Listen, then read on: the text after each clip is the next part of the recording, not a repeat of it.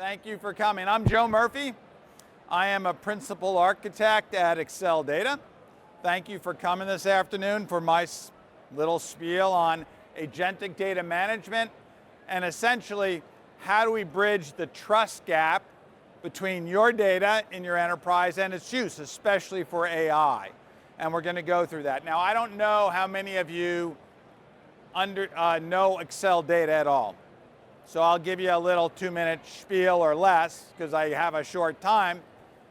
Acceldata has really pioneered the area of data observability. We gather the most signals in the industry around your pipelines, around the data itself, and the systems underlying processing that data. That means we understand the lineage of your pipelines, we understand the flow of your pipelines, we understand when they're running slow, when they're having problems. We look at the data, we look at, of course, the quality of the data, but also can it be reconciled? Is it shifting on you, the distribution? Is that moving? Is the schema changing? So we gather this very rich set of signals and alert you and help build your trust in your complex data landscape that spans on-prem to cloud into Databricks, modern stacks, and legacy stacks. Now today we're going to talk about agentic data management and really dive into what that means and what that reliability gap is, what I mentioned before. What is that reliability gap? And then touch on what does agentic data management mean, right? Because I said before, we're a company that pioneered data observability. So what does agentic data management mean in that context? About Databricks, hey, we're at a Databricks conference, so let's talk about how this projects itself into a Databricks environment, and then get to a demo.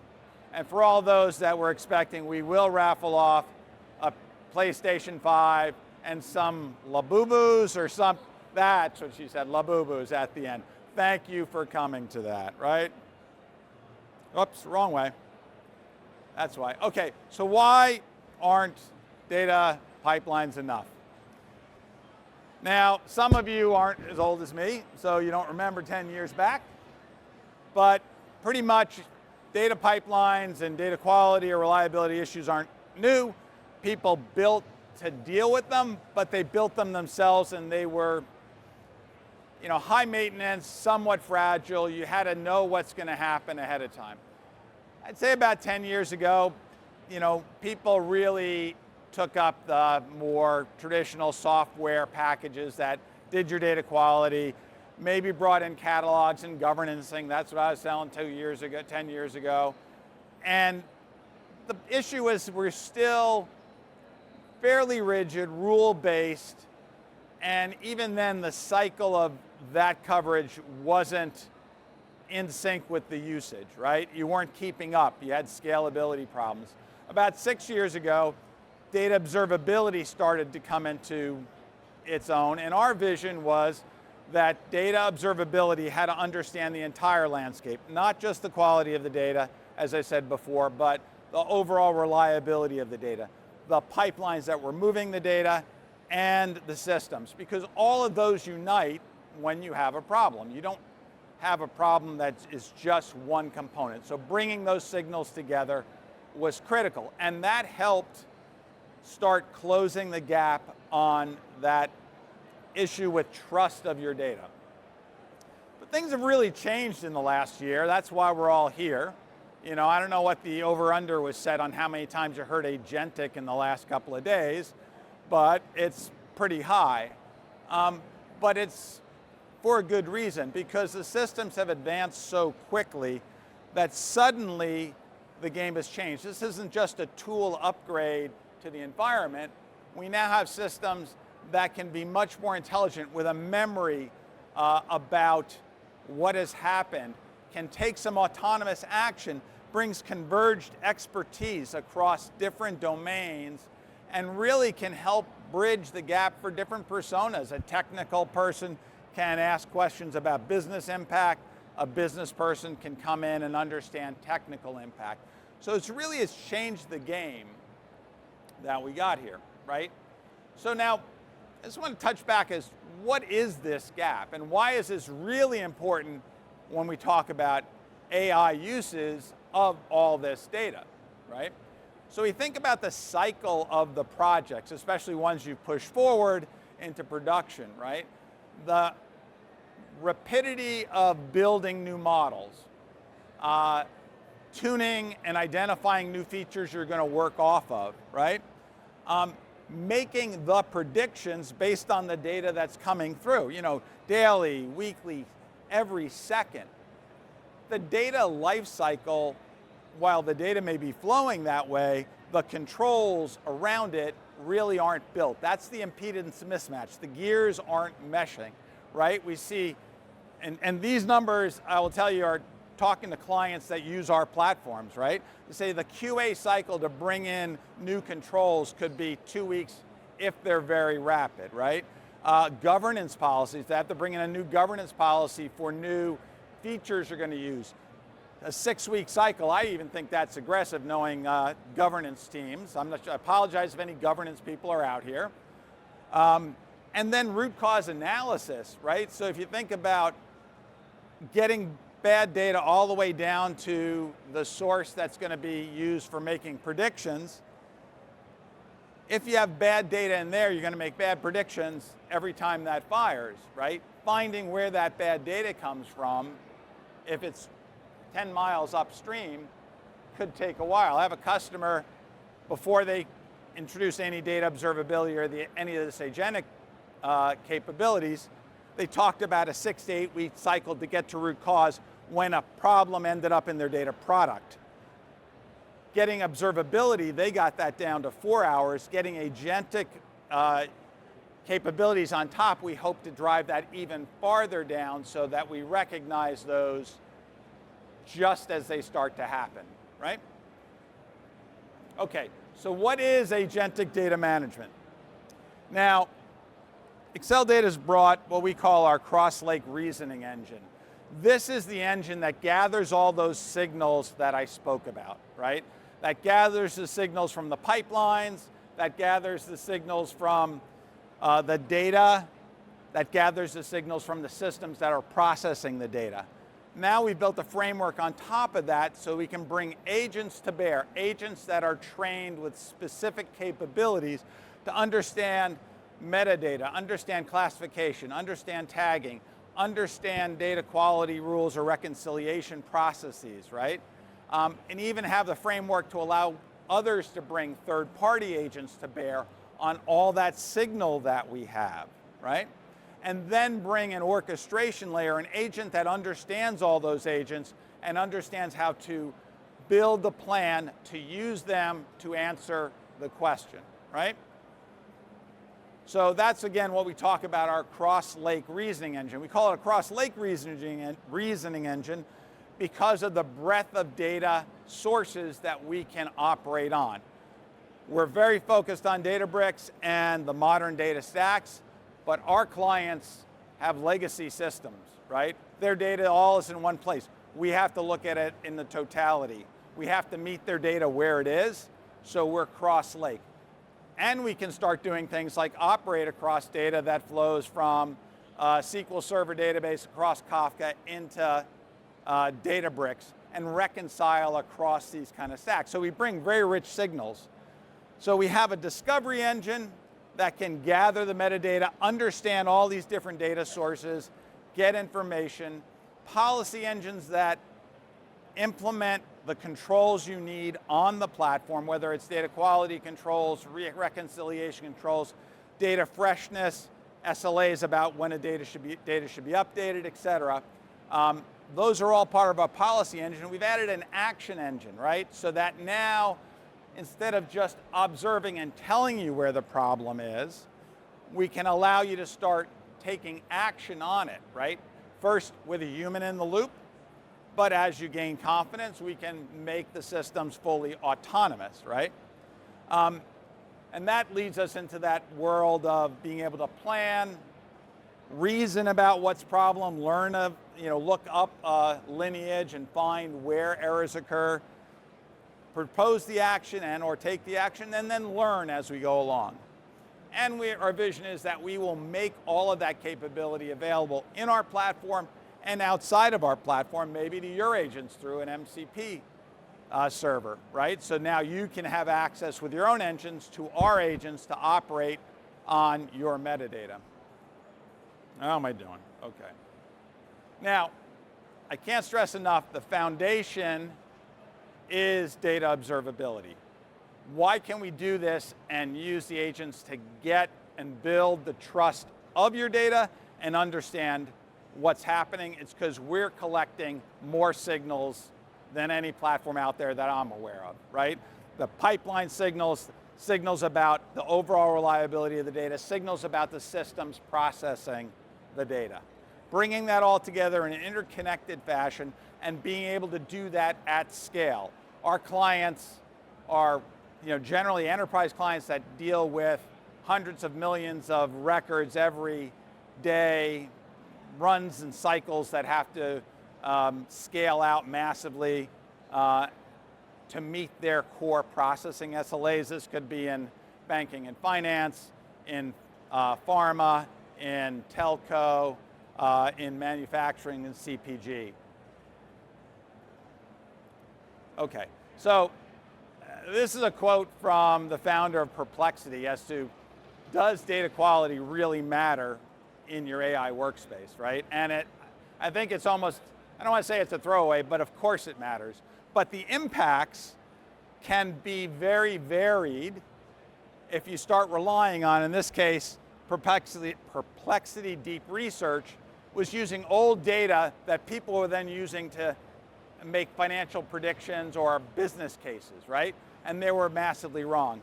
I was talking to a gentleman yesterday, I don't know if DoorDash is here, but he said he was working on ads served when you're doing the DoorDash app, right? Okay, we might be able to correct the data there, and the impact of getting the wrong ad, occasionally it isn't as big as maybe the impact of correcting data on your account balance because they saw something happen in your bank. So the impact of bad quality in your data can be very varied, but you don't want to be in that space where it's going to bite you, right? Okay. So what about in Databricks, right? So Databricks has some really powerful tools, right?